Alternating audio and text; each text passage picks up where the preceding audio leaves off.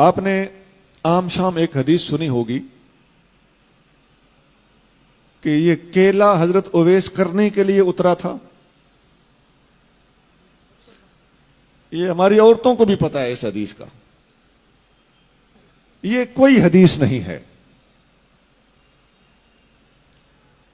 آپ نے ایک اور حدیث سنی ہوگی کہ نبی کریم صلی اللہ علیہ وآلہ وسلم نے ایک بڑھیا کی گٹھڑی اٹھائی, اسے اس کی منزل مقصود تک پہنچایا. اس بڑھیا نے پھر دعا دی, بیٹا کہنے لگی کہ محمد سے بچ کے رہنا, وہ جادو کرتے ہیں معاذ اللہ. تو حضور نے فرمایا وہ جسے تم یہ کہہ رہی ہو میں وہی ہوں.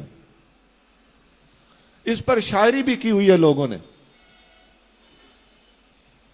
یہ کوئی حدیث نہیں ہے. وہ کوڑا پھینکنے والی بوڑھیا کی عورت حدیث آپ نے سنی پڑی ہوگی, ہم نے اس کا کہیں وجود نہیں دیکھا.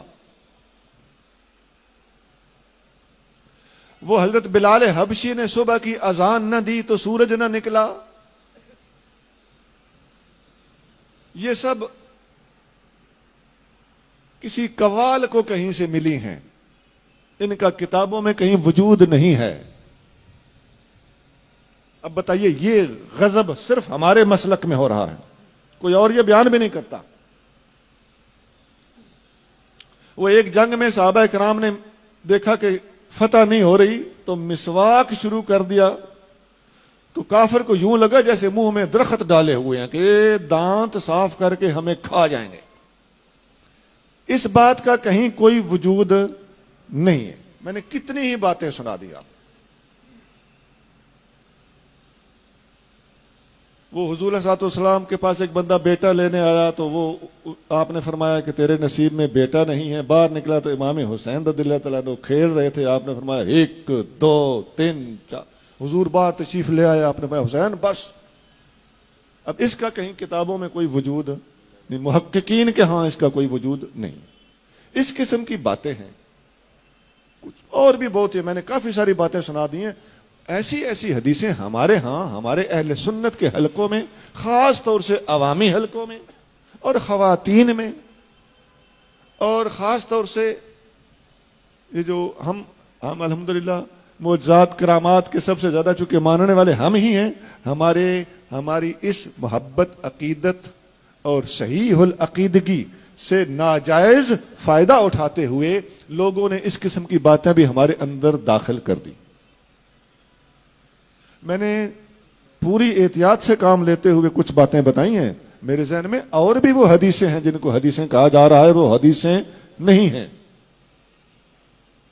اور ایسا ہے کہ اگر آپ ان کو کسی خاص طور سے کسی سٹیج پہ بیان ہو رہی ہو تو عوام کا کیا قصور.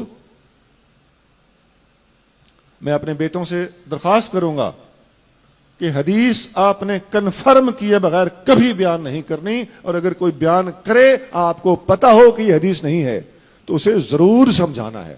نہیں تو دین کا بہت بڑا نقصان ہو رہا ہے اور ابھی اور ہو چلا ہے.